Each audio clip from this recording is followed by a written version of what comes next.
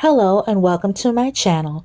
Today I will be making this simple and easy to follow sour cream pound cake.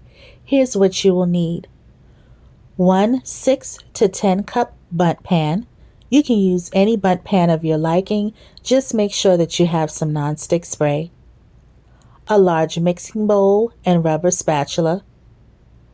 And as an option, guys, you don't have to, but I love to, you can use a teaspoon of cake batter extract as well as vanilla extract. You will also need 1 cup of sour cream. I will be using my hand mixer, guys, because that is all I have at the moment. I will be getting myself a stand mixer in the near future.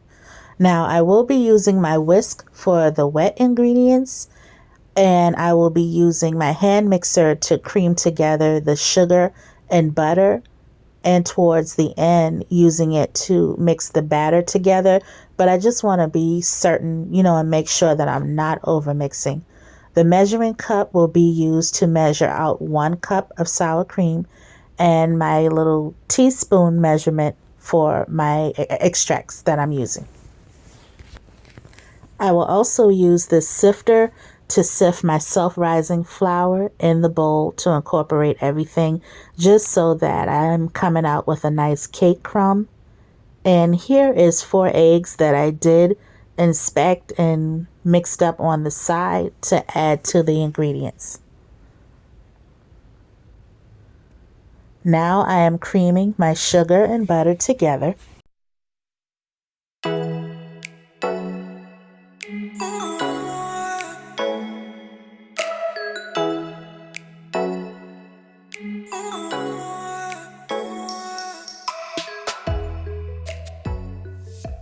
I will be adding my 4 large eggs that I did whisk off to the side to this mixture, as well as my cup of sour cream.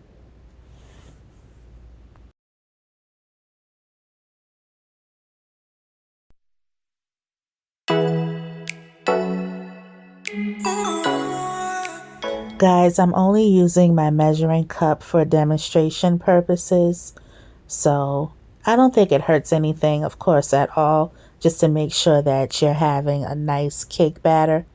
Now, what I am doing first is I'm just folding the ingredients together with my spatula to make sure that I'm not over mixing my eggs or anything.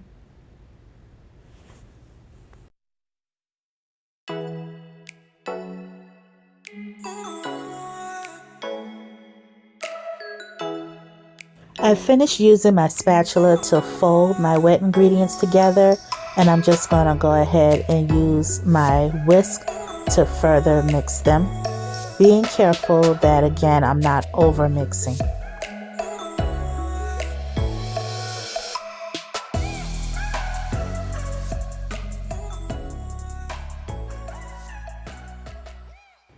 Now I'm going to add my teaspoon of vanilla extract and cake batter extract to the wet ingredients.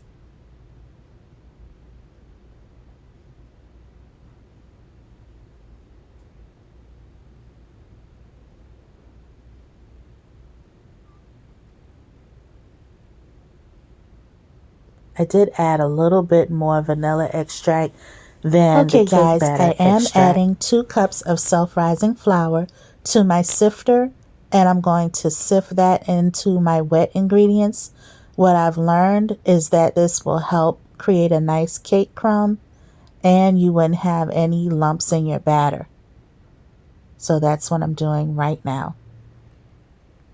I did go in and use my hand mixer, and you would like for your batter to be kind of stiff, not stiff to the point where it's dry, but thick enough to where it's not runny and it can hold up on a spatula and be evenly spread inside of your bundt pan when you're filling it.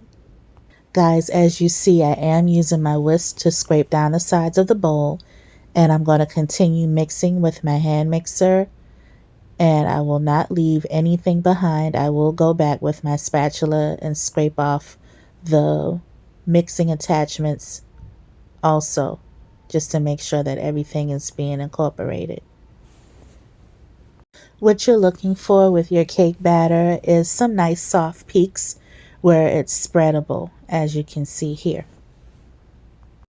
Okay guys, now what I'm about to do is spray down my bundt pan. You don't want it to be dripping, but you do want to cover everywhere in your bundt pan, so you can spray liberally. I do like to use Baker's Joy, but I could not get my hands on any, so I'm just using this Crisco nonstick spray, and it says it is also for baking. I've used it in the past before, and it works out rather well. Sometimes if I want my pound cake to have a little bit more of a brown to it, I would use like a non-stick butter spray, but I ran out of that too. So this is what I'm using, and that's how much I've sprayed in the pan. Now, what I'm doing with my spatula, as I said, you're spreading it around, and yeah, of course, some of the non-stick spray is going to kind of, slide down the side of the pan and get in the mix, but that's okay. So this is the consistency that you would like to go for, where it is spreadable and it's not loose.